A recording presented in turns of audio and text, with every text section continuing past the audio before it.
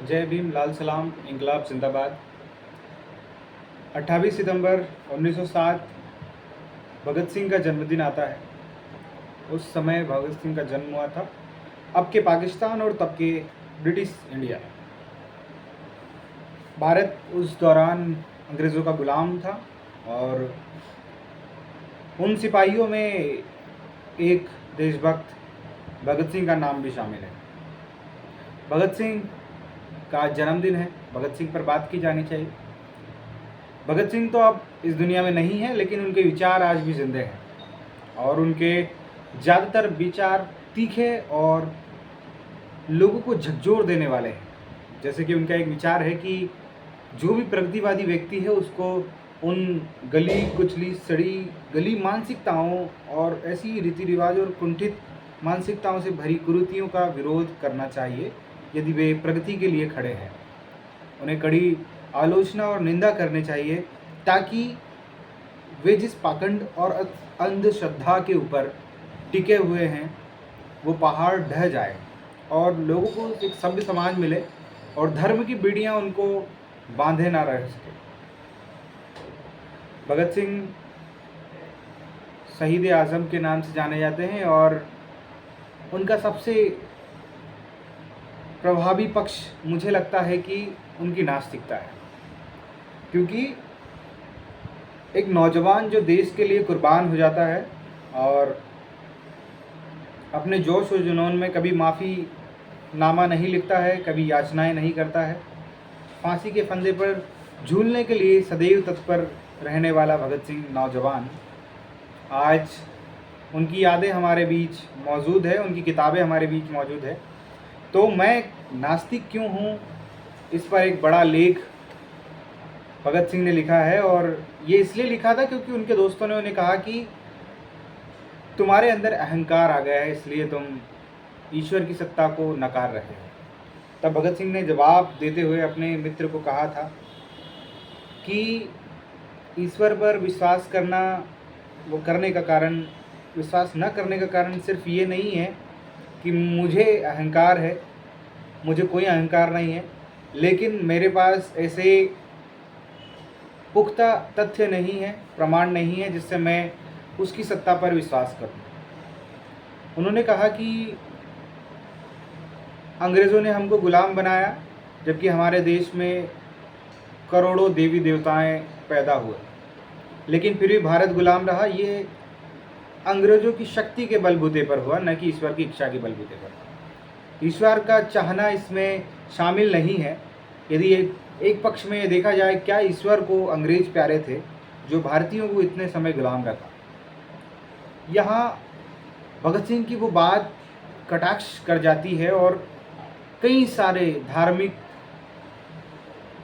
अंध श्रद्धा रखने वाले लोगों को, ईश्वर के प्रति बहुत ज़्यादा आस्था रखने वाले लोगों को यहाँ उनकी भावनाएं आहत हो जाती हैं जब वो कहते हैं कि अंग्रेज जो है अपनी शक्ति के बलबूते पर भारत पर कब्जा कर पाए और इतने साल शासन कर पाए, न कि ईश्वर की इच्छा के। यदि ऐसा है कि ईश्वर की इच्छा से ही भारत गुलाम हुआ, तो फिर सोचने वाली बात है कि जिस देश में ईश्वर पैदा हुए उसी देश को उन्होंने गुलाम बनाना क्यों चाहा। और भगत सिंह के इस लेख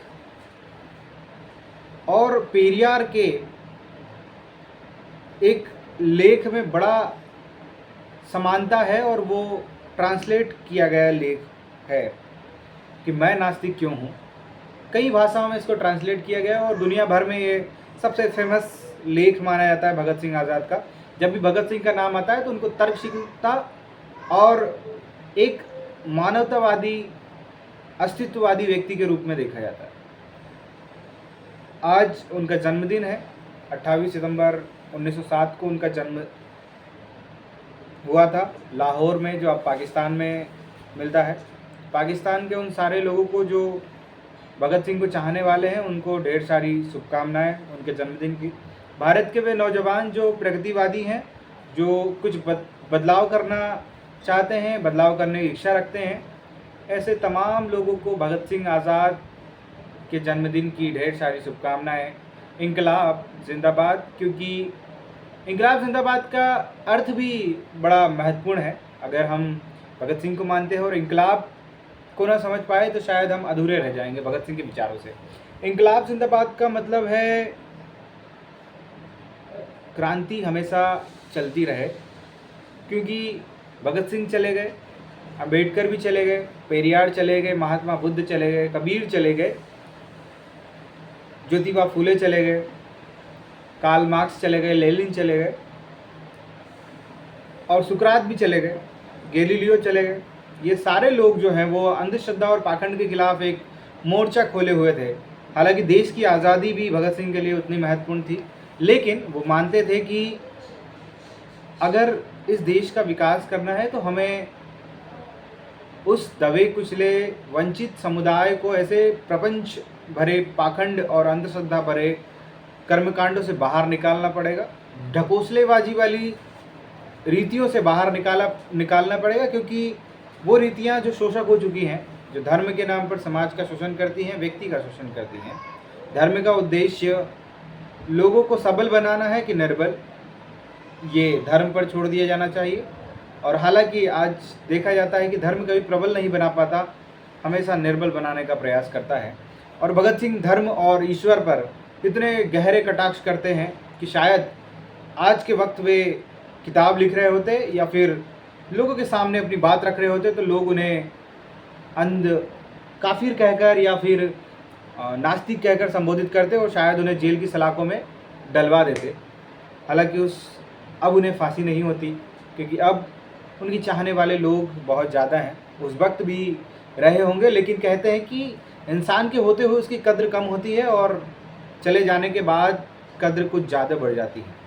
तो भगत सिंह आज़ाद एक तर्कशील व्यक्ति, एक लेखक, एक नौजवान सिपाही, इस देश के लिए मर मिटने वाले लोगों में सबसे अग्रणी, हमारे सबसे चहेते, हमारे कॉमरेड। हम उनकी उन भावनाओं का सम्मान करते हैं जो उन्होंने इस पत्र में लिखा कि मैं नास्तिक क्यों हूँ, और उन सारे विचारों को धराशायी कर दिया, ढेर कर दिया, जो अपने आप को ईश्वर से जोड़कर महान बताने का प्रयास करते हैं। और उन्होंने ईश्वर की सच्चाई और धर्म की सच्चाई को एक साथ लाकर खड़ा किया और उसका निचोड़ ये निकाला कि शायद और शायद नहीं, उन्होंने पूरे पुख्ता अपने आत्मविश्वास के साथ कहा कि मैं ईश्वर को नहीं मानता हूँ और न कभी मानूंगा, क्योंकि ईश्वर एक कोरी कल्पना है जो लोगों ने अपने फ़ायदे के लिए बनाए और उसका फ़ायदा लोगों को मिल रहा है। कई बार लोग इस बात को ठहाके देकर कहते हैं कि जो होता है ईश्वर की इच्छा से होता है, उसकी इच्छा के बिना एक पत्ता भी नहीं हिलता। वहीं कोई दुर्घटना होती है तो लोग अपनी बात से मुकर जाते हैं और कहते हैं भाग्य में लिखा था। इन दोनों बातों में बड़ा कॉन्ट्रडिक्शन है और भगत सिंह इस पर भी तर्क देते हैं और मेरा भी ये मानना है।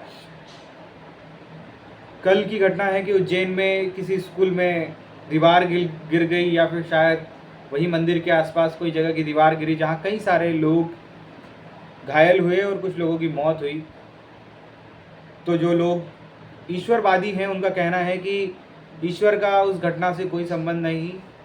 तो या तो फिर वो बातें गलत हैं, झूठी हैं, जो बातें शास्त्रार्थ हैं, जो शास्त्रों में लिखी है कि जो होता है सब मेरी इच्छा से होता है, मेरी इच्छा के बिना एक पत्ता भी नहीं हिलता है। तो यदि इच्छा से होता है अर्थात उनकी मृत्यु का कारण या जिम्मेदार ईश्वर है, और यदि नहीं तो फिर कोई ईश्वर नहीं है। भगत सिंह आज़ाद एक तर्कशील व्यक्ति हैं और वो मुझे सोचने पर मजबूर करते हैं कि वाकई कोई ईश्वर है। इस बात की पुष्टि आज तक नहीं हो पाई और नहीं है, इस बात की पुष्टि नहीं हुई है, लेकिन अभी तक इंसान स्वयं को जानने की यात्रा में कम ही चला है। जो जान पाया है उसने महसूस किया है। तथागत गौतम बुद्ध जो कहते हैं न कोई ईश्वर है न कोई आत्मा है, और उनकी ये बात बड़ी गूढ़ रहस्यों से भरी हुई है। क्योंकि इतना बड़ा संसार और इसको चलायमान रखने के लिए स्वयं जिम्मेदार लोग, ये नदी, झरने, पहाड़, तालाब, सब कुछ स्वतः ही संचालित हो रहा है। इसे किसी ईश्वर ने बनाया या फिर ईश्वर चला रहा है, इस बात का कोई संबंध नहीं है इस दुनिया से। और गैलीलियो को चौराहे पर मार दिया गया, सुकरात के साथ घटनाएं हुई, जीसस को लटका दिया गया, तमाम तर्कवादी लोगों को धार्मिक अंधभक्तों ने इस तरीके से उनके साथ हिंसाएं की, उन्हें पत्थर मारे और उनके जीवन का अंतकाल कर दिया। और भगत सिंह को देशभक्ति के कारण फांसी पर लटकाया गया, और यदि वे फांसी पर देशभक्ति के लिए न झूले होते तो शायद नास्तिकता के लिए झूले होते। तो साथियों, भगत सिंह के जन्मदिन की ढेर सारी शुभकामनाएं।